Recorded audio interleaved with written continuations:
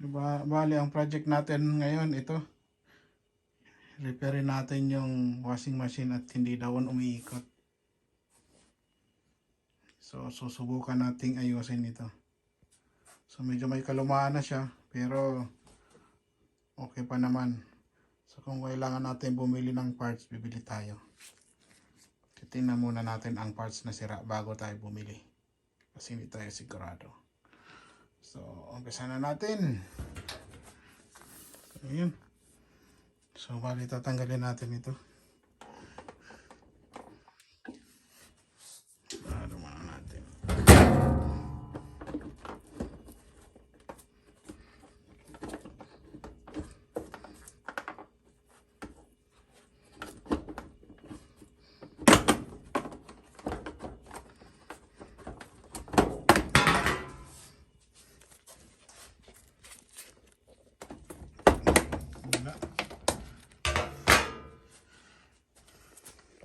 Tapos tanggalin natin yung screw dito. Dito. Yun, natanggal na natin. Tabing ito natin to. Dali lang ito. So paalala pala muna bago kayo mag bukas ng ganito, tanggalin nyo muna sa saksakan. So kalimutan ko lang sabihin kanina, tinanggal ko na sa saksakan itong washing machine kasi safety first tayo. So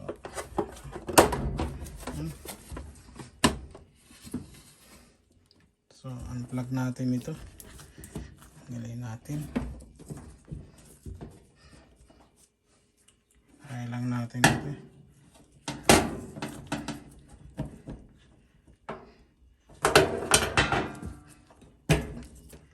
Yan. Then, ito. Ganito lang. Yan. Tapos, kabila.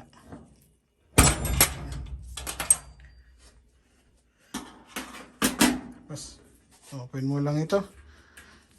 So, dali lang tanggalin yan. Yan. Yan.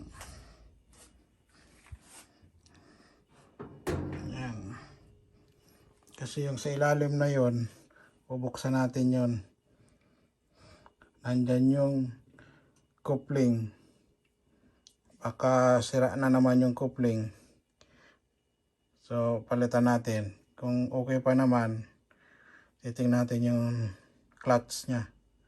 Kasi hindi umiikot. Hindi umiikot ito. Itong pang drain ng pampiga ng damit. So, nagdi-drain yung water nya pero hindi napipigaan. So, ayan. Dapat kasi yan umiikot after ng balabhan. Bale, tinabingi ko na siya para medyo mabilis siyang tanggalin. So, susubukan nating tingnan yung coupling doon sa loob. Kung okay pa ba.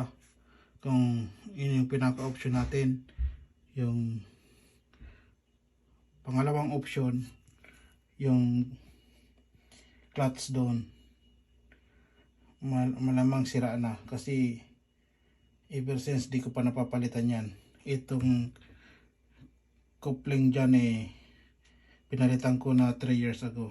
So hindi rin kasi umikot So subukan natin tanggalin ulit ito. So una tayo dito sa mga wiring. So, tanggalin lang natin ito. Yan. Tanggalin lang natin. Tapos itong mga clip. So almost naka-clip lang naman yan. Ayan, dali lang yan. So bali natanggal ko yung motor. Ito yung inaano kong problema. So tingin ko okay naman ito. 5 years ago nagpalit ako nito. So kala ko ito rin yung problema. So okay pa naman siya. Bali doon tayo magpo-focus sa clutch. bakit hindi umiikot yung drum niya. So ito yun. So mali, tatanggalin lang natin itong bolt, 3 bolt yan. Bale, ito na, natanggal ko na. So ang problema nito, ito. So madali siyang ikutin. Kasi mahina na yung spring niya. So dapat ito, hindi masyado itong naiikot. Para sumaba yung drum niya. Para pag nag-spin, matuyo siya. So hindi siya natutuyo kasi sumasabay na ito. So kailangan palitan ito. So kung may mabibili kayong ito lang, spring, mas mura. Pero kung wala naman, isang set ito nabibili sa Amazon. So ito $14 lang ito, mahigit. Tapos kung set naman siya, $21. So kakalasin na natin. Ito na, may nabili akong bago. Yan, parts. So medyo mahal nga lang kasi hindi ko binili sa online. So papalitan na natin. Ano, hindi mahirap siyang ikutin. So ito madali lang kasi yan na, ikot agad. Ito hindi, mahirap. So yun, ikabit na natin. So yun, nakabit ko na. Okay na siya.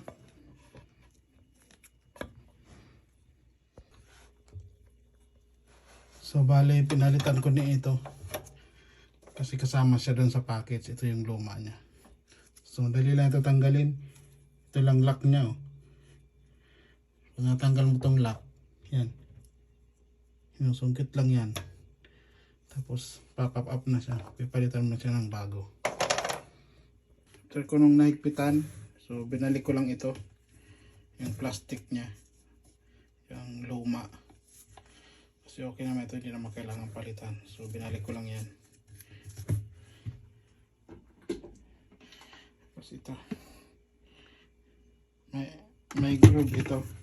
So i-align mo lang.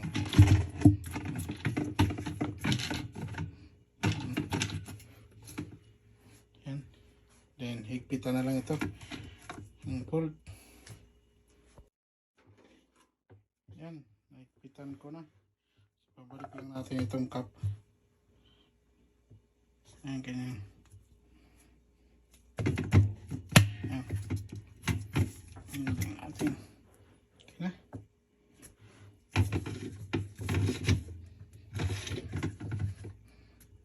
Naikabit ko na. So, ibabalik ko lang itong mga clip. Ayan. Tapos dito sa ilalim.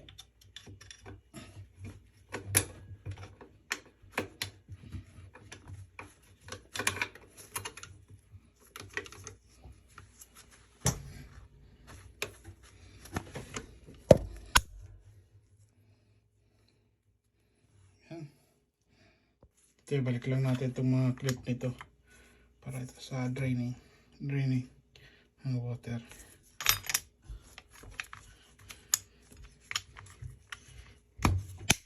Naka-clip lang mo ito.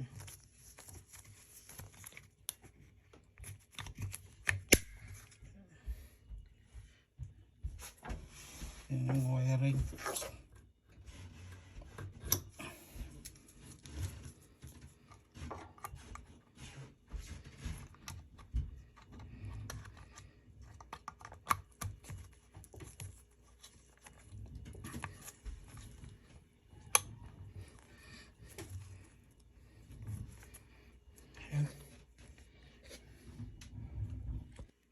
So ngayon, i-trial na natin.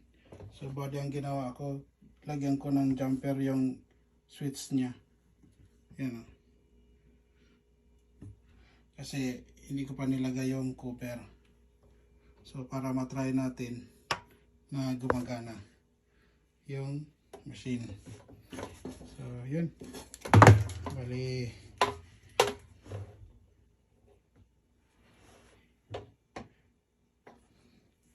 saksak ko na.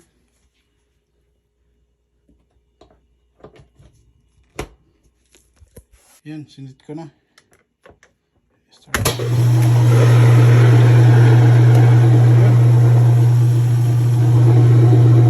Spin na siya. Successful yung ginawa natin. Dahil okay na, babalik na natin. So, tanggalin ko lang ito. Kasi sa switch ito. Yan, babalik ko na yung cover. Ito yung cover niya. Yan, balik ko na yung cover. So, bali, itong lock na lang ilalagay natin. Tapos itong clamp. Ito. Ganyan lang yan eh. Clip lang din yun.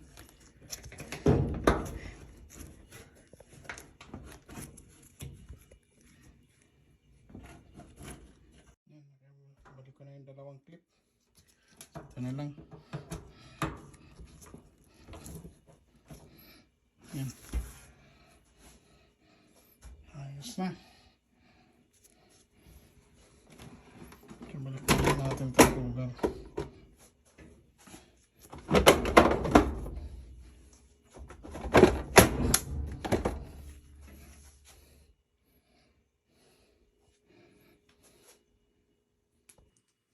Yun. Subukan na natin patakbuhin. Ang successful nga.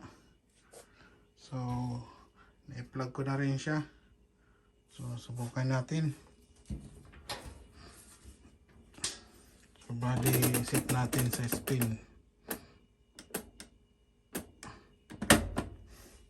Press natin ng itong switch. Ito yung sa cover niya. Kung iikat nyo siya. Successful. Iikat siya. Yun. Hindi naman ako nag-aayos nito. Hindi ko naman talaga trabaho ito. Pero sinubukan ko siyang ayusin. At nakatipid tayo ng labor at ng machine. Hindi na tayo bumili. Yan lang. See you next time sa another project.